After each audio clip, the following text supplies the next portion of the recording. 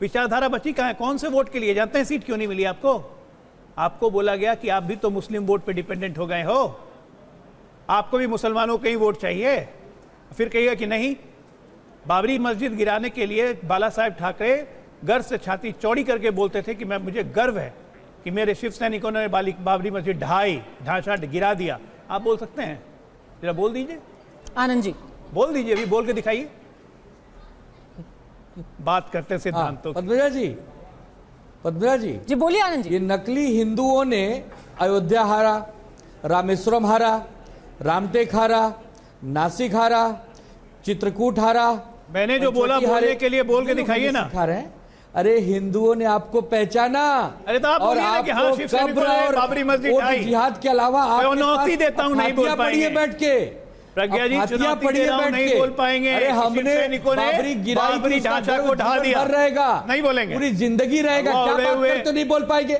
इनको शांत कराइए, इनको शांत कराइए, इनको शांत करें। बाबरी हमारे शिव सैनिकों ने गिराई थी, उसका जीवन भर गर्व रहेगा। शुभ चिंतकों ने, शिव सैनिकों ने, 1,00,000 बार बोलूंगा। शुभ चिंतकों ने या शिव सैनिकों ने? लोगों को क्या हो गया यार?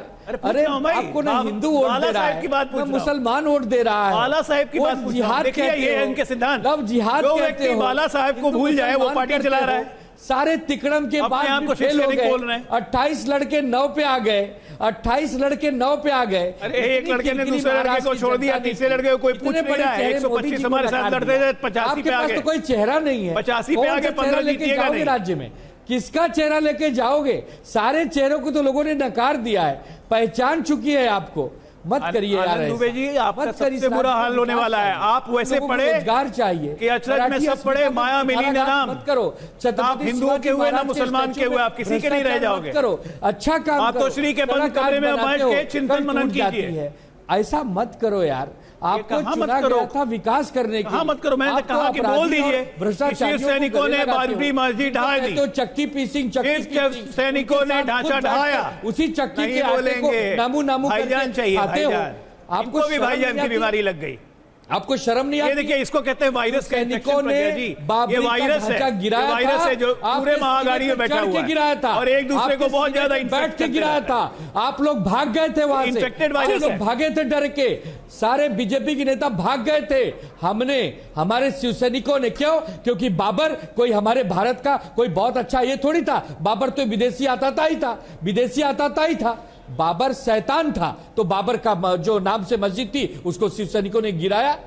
लेकिन जो महाराष्ट्र के मुसलमान है वो छत्रपति शिवाजी महाराज को मानता है। औरंगजेब फैन क्लब क्यों ज्वाइन कर रहे हैं? वो देशभक्ति को मानता है, वो राष्ट्रवाद को मानता है। औरंगजेब फैन क्लब क्यों ज्वाइन कर रहे हैं? औरंगजेब, आप लोग हो अहमद शाह अब्दाली, आप औरंगजेब फैन क्लब ज्वाइन कर रहे हैं। देखिए, अपनी बात से पलट रहे हैं। महाराष्ट्र सिद्धांत बदल गए। ऐसे सिद्धांत हैं कि टीवी चैनल पे 5 मिनट में बदल जाते हैं। अब्दाली को भगाया, यहाँ के मराठाओं ने भगाया। आराम से डांट खाइएगा जो बोल रहे हैं। मराठा, ओबीसी डिबेट खत्म होते ही डांट खाइएगा, बहुत बड़ी बात बोल गए। सब आपको शिव सैनिकों ने ढांचा ढाया, सुपड़ा साफ होगा। उद्धव ठाकरे बोलेंगे ना, नवंबर को सुपड़ा साफ होगा। वो तो देख लेंगे किसका क्या साफ होता है। नेता प्रतिपक्ष कौन होगा वो देख लेंगे किसका क्या साफ होता है। ठीक है, आनंद दुबे जी ने साफ साफ बोल दिया है। इससे पहले कि हम वापस सना मलिक के टॉपिक पे आए, शुभ्रांश जी एकदम चुप करके बैठे हुए हैं। पूरे बाबरी पर यहाँ पे चर्चा हो गई, शुभ्रांश जी एकदम चुपचाप बैठे हुए हैं। आपने समझौता कर लिया? शिवसेना कह रही है हमने गिरा दिया। ये लोग अहमद शाह अब्दाली के इस विचार से आपने समझौता कर लिया शुभ्रांश जी? देखिए पद्मजा, 3-4 बातें हैं। पहली इंपॉर्टेंट बात है कि डॉक्टर अजय आलोक ने कहा माया मिली न राम। राम को बेच कर नरेंद्र मोदी सत्ता में आए और देश दे दिया A1 A2 के हाथों में। यह इनकी मजबूरी है। लेकिन मुझे लगता है कि थोड़ा मुद्दा दूसरा होना चाहिए कि महाराष्ट्र का चुनाव है। मैं काफी दिनों से महाराष्ट्र में हूं। 10,677 लगभग इतने किसान हर साल महाराष्ट्र में आत्महत्या कर रहे हैं।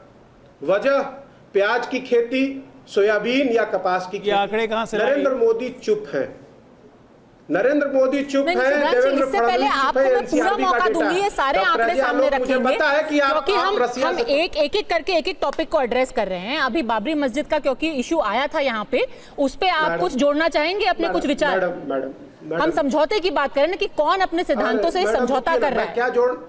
पद्मजा मैं क्या जोड़ना चाह रहा हूं, मैं जोड़ रहा हूं उससे रिलेटेड। अगर अजय आलोक से सवाल होगा तो आप पूछिएगा प्लीज। दूसरी इंपॉर्टेंट बात, इतने किसानों की मौत के बाद भी नरेंद्र मोदी चुप है, दांत दिखा रहे हैं अजय आलोक टीवी पे बैठ के। भारतीय जनता पार्टी की डकैती वाली महाराष्ट्र की सरकार चुप है।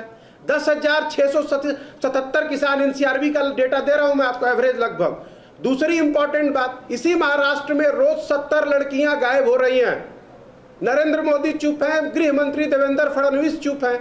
महाराष्ट्र का हाल इन्होंने दिल्ली से भी बुरा कर दिया है। कई परिवारों में मैं लोगों से मिला हूं जिनके मुकदमे और एफआईआर दर्ज नहीं हो पा रहे, जिनकी बेटियां गायब हैं। नरेंद्र मोदी तो चुप है, अजय आलोक टीवी पे बैठ के जो है बाबरी और अहमद साहबदाली की चर्चा करेंगे।